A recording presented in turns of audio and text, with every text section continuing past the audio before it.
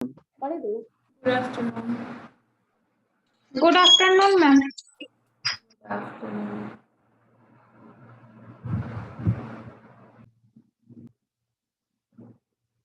Last class से किसी को कोई प्रॉब्लम है? बताओ क्या क्या पढ़ रहे थे? पोलर फॉर्म पढ़ रहे थे ना हम लोग। Asymptotes in case of polar form, जब पोलर फॉर्म के फॉर्म में इंफॉर्मेशन रहेगा देन। बताइए आगे बढ़े फिर। सुशांत सिंह, आपने अपना रोल नंबर मेंशन नहीं किया है।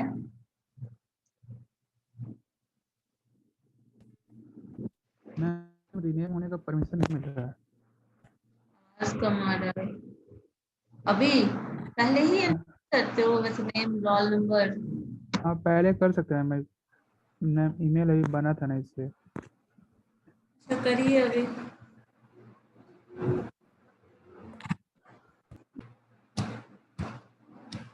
बताइए।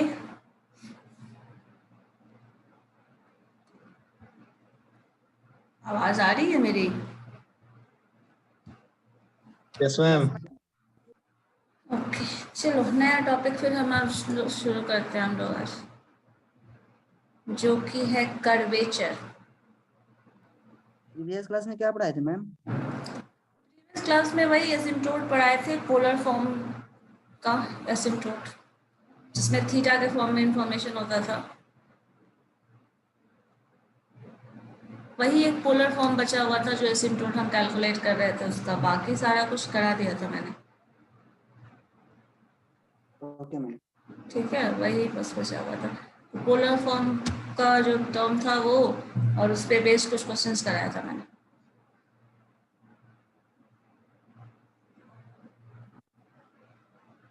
आज हम लोगों को कर्वेचर करना है, ठीक है। और कर्वेचर जो टर्म है वो कर्व वर्ड से बना है। जैसे देखो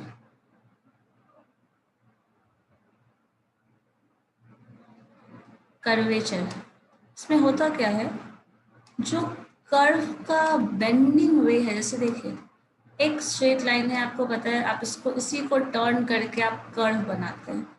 जब कर्व बनता है तो कर्व का टर्निंग पॉइंट कुछ इस तरह का कर्व हो सकता है, और भी ज़्यादा बेंडेड कर्व हो सकता है, सिंपल ऐसा कर्व भी हो सकता है, और पूरी तरह इतना राउंड भी कर्व हो सकता है। तो कर्व जिस तरह का बेंड कर रहा है उससे जो, जैसे देखो इस केस में कर्वेचर अगर हम बात करें, कर्वेचर लार्जर दिख रहा है, यहाँ और भी लार्जर है, तो जितना लार्जर कर्वेचर होगा, कर्व कर्व से कर्वेचर वर्ड बना है, और जिस रेट से वो टर्न कर रहा है, जैसे ये देखिए बहुत ज़्यादा लार्जर वे में टर्न कर रहा है, ये उससे भी ज़्यादा लार्जर वे में टर्न कर रहा है, ये सबसे कम टर्म में टर्न कर रहा है, और ये जो है उससे भी ज़्यादा, मतलब इससे ज़्यादा है, उस फॉर्म में टर्न कर रहा है। तो जिस रेट से कर्व टर्न करके ये ऐसे से बन रहा है, उसी को हम लोग कर्वेचर के फॉर्म में डिफाइन करते हैं। जितना ज़्यादा बड़ा कर्वेचर होगा उतना कर्व का जो इंटेंसिटी है, कर्विंग इंटेंसिटी, वो कम होगा। जैसे इस केस में देखो ये ज़्यादा मुड़ा हुआ होगा, इसमें ये ज़्यादा नियर टू स्ट्रेट लाइन होगा, ये उससे भी नहीं, उससे ज़्यादा थोड़ा ज़्यादा है, ये उससे भी ज़्यादा, और इस केस में अगर देखो तो बहुत कम पॉइंट इस पे टच कर रहा है। तो कर्वेचर जितना लार्जर होगा उसकी इंटेंसिटी ऑफ टर्निंग जो होगी वो कम होगी, और जितना ज़्यादा कर्व टर्निंग इंटेंसिटी ज़्यादा होगी, कर्व उतना छोटा बनेगा। जैसे देखो कर्वेचर में हम इसी कर्वेचर से अगर हम पॉइंट डिफाइन करके, लाइक मान लीजिए कोई कर्वेचर पे 2 पॉइंट ले लें, लाइक ये पॉइंट ले लीजिए और दूसरा ये पॉइंट ले लीजिए, और इसी को हम ऐसे टर्न करा के ऐसे कुछ घुमाते चले जाएं, एक सर्कल बनाएंगे, तो इसका जो रेडियस होगा इस सर्कल का, उसे हम रेडियस ऑफ कर्वेचर बोलते हैं। कर्वेचर टॉपिक में हम बेसिकली पढ़ते हैं curvature, radius of curvature, centre of curvature that means this one, और सर्किल ऑफ कर्वेचर ये 4 टर्म पढ़ना है। पहला curvature, then radius of curvature, centre of curvature and circle of curvature. तो इसमें आपका जो पहला टर्म हुआ कर्वेचर है क्या? सो जो भी कोई भी कर्व जिस रेट से टर्न कर रहा है, जिस इंटेंसिटी से, उस टर्म को हम बोल रहे हैं कर्वेचर, जो कर्व से बना है, कर्व से ही बनेगा curvature term. Radius of curvature, curve का अगर 2 पॉइंट, कोई भी 2 पॉइंट ले लो और उस 2 पॉइंट को, सपोज एक पॉइंट हम यहाँ लें और एक पॉइंट यहाँ ले, तो इस पॉइंट को मैच कराते हुए इसी कर्व के इसी इंटेंसिटी को टर्न कराते हुए इसी इंटेंसिटी से बाकी पॉइंट पे भी आप कर्व को टर्न करा रहे हैं, उससे जो सर्कल बनेगा वो सर्कल जो होगा वो सर्किल ऑफ कर्वेचर होगा। इसका जो रेडियस होगा वो रेडियस ऑफ कर्वेचर होगा और ये जो सर्कल बन रहा है वो circle of curvature, curvature word इतना सी इससे बनता है और इसी के फॉर्म में हम डिफाइन करते हैं इसे। ठीक है, समझिए कर्वेचर क्या है? कोई भी कर्व जिस रेट जिस इंटेंसिटी से टर्न कर रहा है, दैट इज कर्वेचर।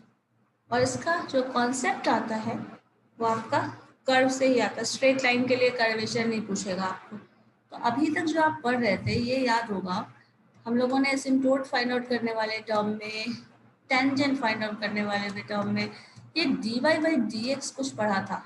ये dy by dx क्या था, कोई बता सकता है? Yes ma'am. ये dy by dx जो हम निकालते थे वो क्या होता था? कर्व में यस रेट ऑफ चेंज कुछ मेजर करता है ना, dy by dx। किसी भी पॉइंट पे अगर हम कर्व का कोई एक पर्टिकुलर पॉइंट ले लें तो इस पॉइंट पे जो रेट ऑफ चेंज मेजर करते थे वही dy by dx था। ध्यान में है या नहीं ये बताओ पहले। Yes ma'am. तो ये dy by dx जो है वो क्या बताता था? रेट ऑफ चेंज, जो कि जिसको हम इक्विवेलेंट टू, आपने सॉल्व किया होगा क्वेश्चन में, तो एज अ एम ट्रीट करते थे, rate of change at a particular point, मतलब स्लोप। इसी सारे टर्म्स के हेल्प से हम लोग curvature, radius of curvature, centre of curvature वगैरह जो टर्म्स है उसको डिफाइन करें। ठीक है, देखते हैं क्या।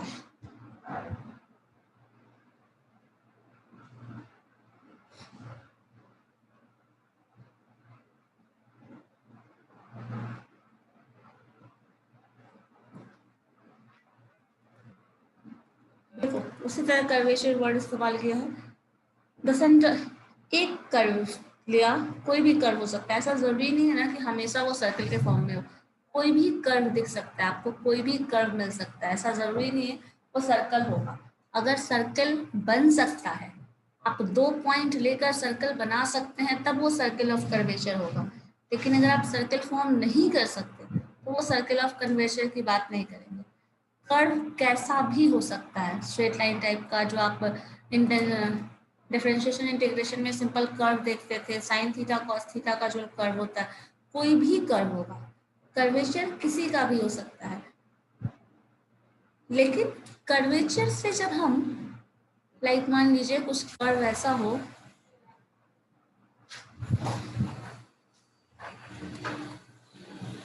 इस तरह का कर्व हो,